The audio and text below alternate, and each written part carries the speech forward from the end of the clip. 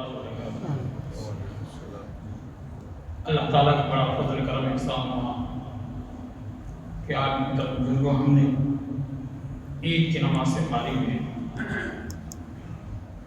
شیخ محترم نے اپنے خطبے کے آغاز ان الفاظ سے شروع کی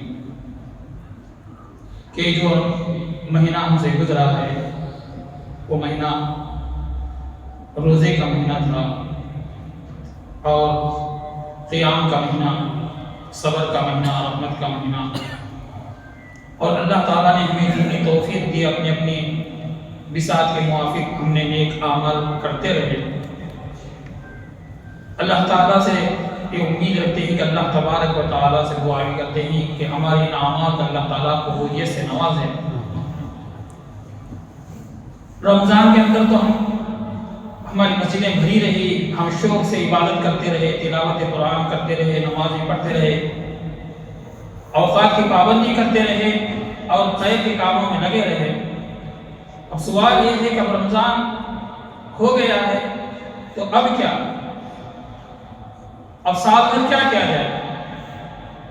تو کیا ہم جو اعمال رمضان میں کر رہے تھے ان اعمال کو چھوڑ کر سستی ہمیں اپنے اندر پیدا کی جائے؟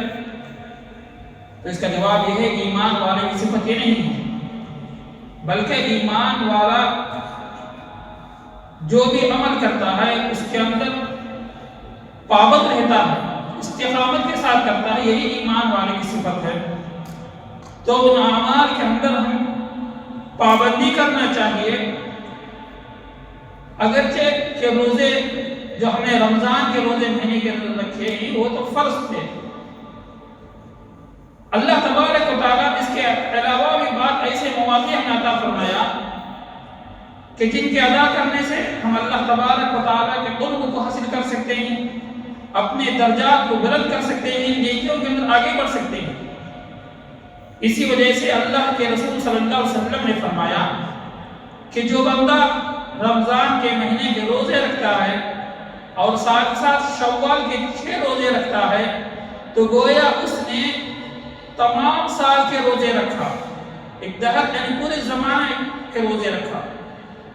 تو علماء نے اس کی تشریح فرمائی کہ جیسے کہ ہم جانتے ہیں اللہ تبارک و تعالیٰ ایک نیکی کے بدلہ 10 گنا عطا فرماتا ہے، تو اس طریقے سے جو ہم نے رمضان کے 30 روزے رکھے تو یہ 10 مہینے کے برابر ہوئے، اور باقی جو 6 روزے رکھتے ہیں تو باقی جو 2 مہینے باقی رہ گئے تو گویا پورے سال کے ہم نے روزے رکھا۔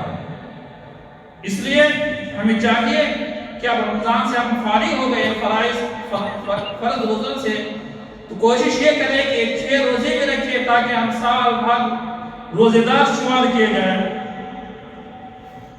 میرے محترم بزرگوں، اب رہا کیا یہ روزے رمضان ختم ہوتے ہی رکھنا ضروری ہے یا اس کے اندر گنجائش ہے؟ تو شیخ محترم نے فرمایا کہ بہتر یہ ہے کہ اب رمضان ختم ہو گیا تو جیسے ہی شوال شروع ہو گیا تو اس کے بعد سے اگر ہم کل سے شروع کر دیں گے تو یہ بہتر ہے۔ کیوں کہ اللہ تبارک و تعالیٰ نے قرآن کریم میں فرمایا وَسَارِعُوا إِلَىٰ مَغْفِرَةٍ مِّن رَّبِّكُمْ، یعنی ایک اعمال کے اندر آگے بڑھو، جلدی کرو۔ یا سنت یہی ہے کہ ہم نے ایک کام سے فارغ ہوئے کہ ایک عمل سے فارغ ہوئے تو دوسرے کو فوراً کرنا، یہ آپ صلی اللہ علیہ وسلم کی سنت ہے۔ اب جائز کی بات تو آپ ان روزوں کو پیدل پہ بھی رکھ سکتے ہیں، لگاتار 6 روزے۔ اگر اس کے علاوہ لگاتار نہیں رکھ پائے تو کبھی دو اس مہینے کے اندر اس طریقے سے بھی رکھ سکتے ہیں، مہینے کے شروع میں بھی رکھ سکتے ہیں، درمیان میں بھی رکھ سکتے ہیں، آخر میں بھی رکھ سکتے ہیں، اس کی گنجائش ہے۔ اور اسی طریقے سے میرے محترم بزرگوں، ہم نے یہ رمضان کے جو آخری راتیں ہیں اور اس کے علاوہ بھی ہم نے پورے رمضان میں سحری کے لیے اٹھا کرتے تھے اور تہجد کی نماز پڑھا کرتے تھے، رات میں اللہ تعالیٰ کی عبادت بھی کیا کرتے تھے۔ ہم نے لیلۃ القدر کی جستجو میں 10 راتوں کو اللہ کی عبادت میں ہم نے گزارے، طاق راتیں اللہ کی عبادت میں گزارے۔ میرے محترم بزرگوں، یہ مہینہ اسی لیے آتا ہے کہ بندہ ان اعمال کرتے ہوئے اس کے اندر نشٹ ہو جائے اور اس کے اندر ایک اعمال کے کرنے کا جذبہ ہو، ایک عادت بن جائے۔ تو ہمارے لیے سحری کھانے کے اتنا آسان تھا، ہم اٹھا کرتے تھے اور اس کے اندر اللہ کی عبادت بھی کیا کرتے تھے. تو میرے محترم بزرگوں، اس عادت کو بھی ہم سال بھر کرنے کی کوشش کریں، کہ ہم جانتے ہیں کہ اللہ تبارک و تعالیٰ کو وہ عبادت جو تنہائی میں رات کے ایک حصے میں جب بندہ جاگتا ہے اور اللہ تعالیٰ کے لیے، اس کی خوشنودی کے لیے، اس کی رضا کے لیے 2 رکعت نماز پڑھتا ہے اور اس کے سامنے ہاتھوں کو پھیلا کر اللہ سے مانگتا ہے، تو اللہ تبارک و تعالیٰ خوش ہوتے ہیں. اور اللہ کے نبی صلی اللہ علیہ وسلم نے فرمایا کہ رات کے آخری حصے میں اللہ تبارک و تعالیٰ آسمان دنیا پر آتا ہے اور ہر اس مانگنے والے سے متوجہ ہوتا کہتا ہے کوئی مجھ سے مانگنے والا جو اس کی ضرورتوں کو پورا کرے. یہ اولیاء کی صفت ہے، یہ اللہ کے دوستوں کی صفت ہے کہ وہ راتوں میں اٹھ کر اللہ تعالیٰ کی عبادت کیا کرتے تھے. تو میرے محترم بزرگوں، ہم اپنی مثال کے مطابق جتنا ہم سے ہو سکے کہ تہجد کی نماز کہ اسے بھی پڑھنے کی ہم کوشش کریں کہ اللہ تبارک و تعالیٰ قرآن میں تو فرماتا ہے وَبِالْأَسْحَارِ هُمْ يَسْتَغْفِرُونَ کہ وہ رات کے حصے اٹھتے اور اللہ تعالیٰ سے توبہ کرتے ہیں، استغفار کرتے ہیں. تو یہ اللہ تبارک و تعالیٰ کی عادت بڑی پسند ہے کہ بندہ رات کے حصے میں، رات کی تنہائی میں کہ وہ جاگے اللہ کے خوف سے اور اللہ کی رحمت کی امید سے، اس کے لیے 2 رکعت نماز پڑھے اور اللہ تبارک و تعالیٰ سے دعائیں مانگا کرے. تو میرے محترم بزرگوں، اللہ تبارک و تعالیٰ کو بڑا پسند ہے، تو لہذا ہم اس کی بھی کوشش کیا کریں. اب رہا کہ جو اعمال ہم نے کیے ہیں تو کیا اس پر اترا سکتے ہیں، اس میں ہم یہ سمجھ سکتے ہیں کہ ہم نے بہت کچھ کر لیا؟ نہیں میرے محترم بزرگوں، یہ ایمان والے کی صفت نہیں ہے، بلکہ ایمان والے کی صفت یہ ہے کہ وہ جو بھی اچھا نیک عمل کرتا ہے پھر بھی وہ خوف کرتا ہے، وہ ڈرتا ہے کہیں اس کے اندر میری کوئی کوتاہی نہ ہو جائے، کہ کہیں یہ اللہ کے دربار میں قبول نہ ہو جائے میرے کوتاہی کی وجہ سے. تو لہذا وہ خوف بھی کرتا ہے اور اللہ تعالیٰ سے قبولیت کی دعا مانگتا ہے. تو یہ ایمان والے کی صفت ہے. ہم اپنے دل کو یہ اطمینان نہ کریں کہ ہم نے رمضان بہت مجاہدہ کر لیا، ہم نے بہت عبادت کر لی. میرے محترم بزرگوں، اترانے اور اسی طریقے سے اس اعمال کو بڑا سمجھنے کی ضرورت نہیں ہے، بلکہ ہم اللہ تعالیٰ سے دعا کریں کہ اے اللہ جو کچھ میں نے کیا اسے تو قبول بھی فرما دے. تو اللہ تبارک و تعالیٰ نے قرآن کریم کے اندر فرماتے ہیں کہ اللہ کے نیک بندے والذین یؤتون ما آتوا وقلوبهم وجلة انهم على ربهم کہ جو اللہ کے راستے میں مال بھی خرچ کرتے ہیں، نیک اعمال بھی کرتے ہیں، مگر ان کا دل ڈرا ہوا رہتا ہے، وہ گھبرائے ہوئے رہتے ہیں، ڈرے ہوئے رہتے ہیں. جب آیت شریفہ نازل ہوئی، اب عائشہ رضی اللہ تعالی عنہا نے پوچھا اے اللہ کے رسول صلی اللہ علیہ وسلم، کیا یہ آیت ان شرابیوں کے بارے میں، نافرمانوں کے بارے میں نازل ہوئی؟ تو آپ صلی اللہ علیہ وسلم نے فرمایا نہیں، یہ ان ایمان والوں کے بارے میں نازل ہوئی جو اچھے اعمال کرتے ہیں، نماز پڑھتے ہیں، اللہ کے راہ میں خرچ کرتے ہیں، پھر بھی وہ اللہ سے ڈرے ہوئے رہتے ہیں کہ کہیں میرے کوتاہی کی وجہ سے، میرے اخلاص کی کمی کی وجہ سے کہیں میرے اعمال میرے منہ پر نہ مار دی جائے. تو لہذا ایمان والے کی صفت ہے جو کچھ ہم کیے ہیں اس سے اللہ تعالیٰ سے ڈرتے ہوئے کہ اے اللہ میرے بس میں جتنا تھا میں نے اس کو کر لیا، بس قبولیت سے آپ نواز دیجئے، قبولیت کی دعا کیجئے. یہ ایمان والے کی صفت ہے.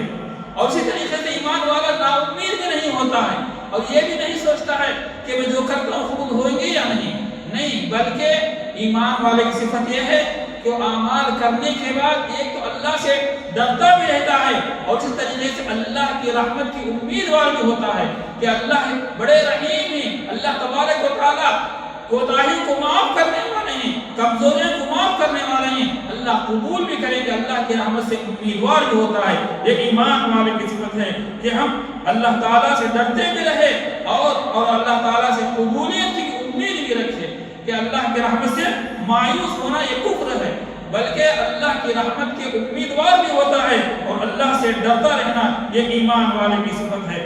اور اسی طریقے سے میرے محترم بزرگوں، ہمیں اللہ تعالیٰ کی عبادت تمام سال کرنا ہے. یہ ایمان والے کی شان نہیں کہ ہم نے رمضان کے اندر تو بہت کچھ کر لیا، بہت مجاہدہ کر لیا، اب جیسے ہی عید کی نماز ہو گئی ہمارے نہ ہی فرائض ادا ہو رہے ہیں، نہ ہی ہم عبادات کے اندر آگے بڑھ رہے ہیں، بلکہ ہم اپنے اندر سستی لے کر آ گئے. تو میرے محترم بزرگ یاد رکھیے یہ ایمان والے کی صفت نہیں ہے.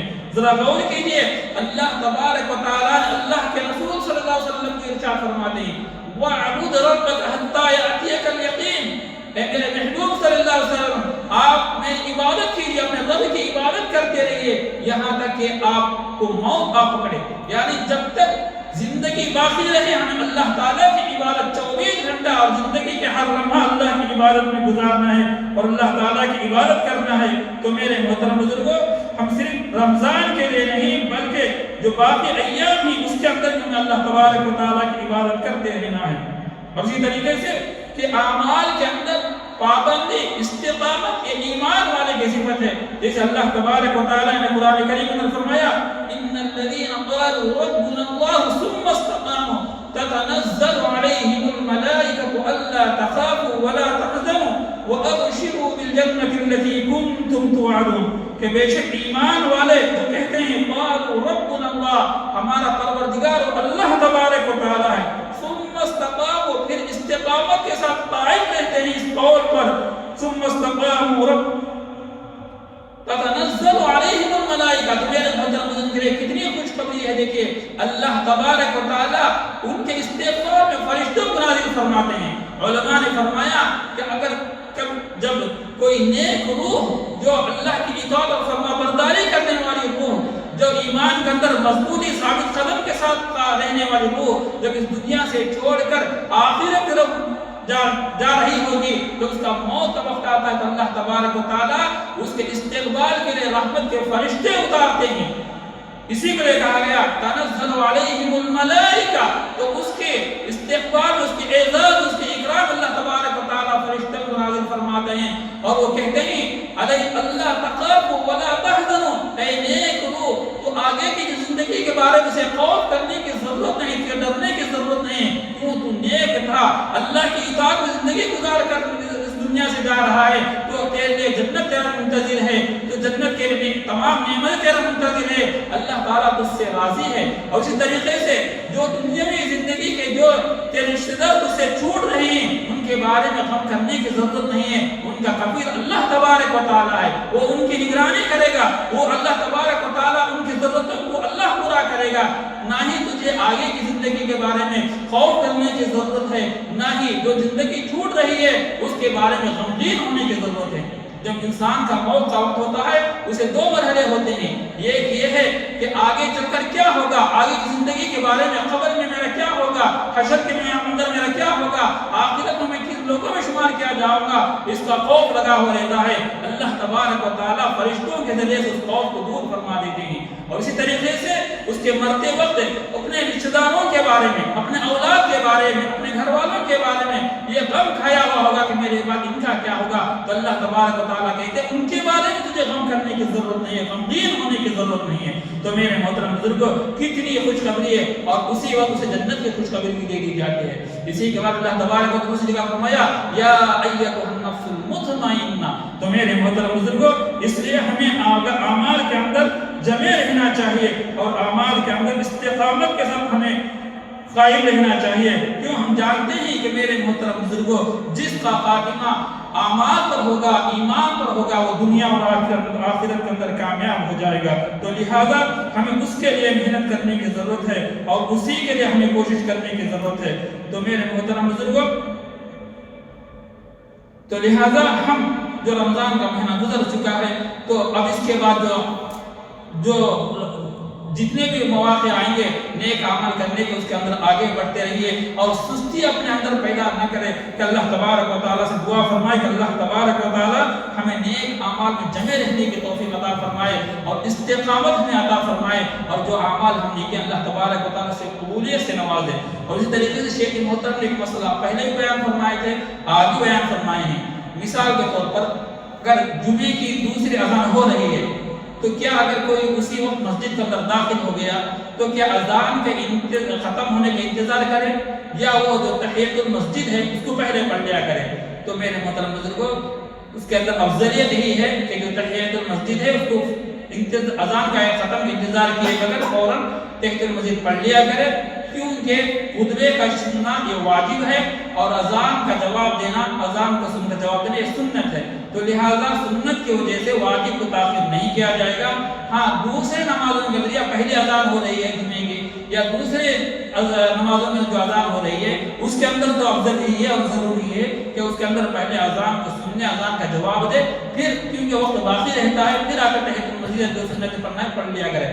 مگر یہ جو جمعے کی دوسری اذان ہے تو دوسری اذان کے بعد کوئی وقت نہیں رہتا بلکہ امام فوراً خطبہ شروع کر دیتا ہے، تو لہٰذا اس اذان کے ختم کا انتظار نہ کرے بلکہ فوراً کیا ہے ہم جو جیسے داخل ہو جاتے ہیں تو تحیۃ المسجد نماز پڑھ لیا کرے۔ اور اسی طریقے سے اگر کوئی خطبے کے درمیان داخل ہوتا ہے تو اس کے لیے یہی ہے کہ وہ ہلکی سی یعنی لمبی کیے بغیر ہلکی سے 2 رکعت نماز پڑھ کر وہ آ کر خطبے کے اندر شامل ہو جائے۔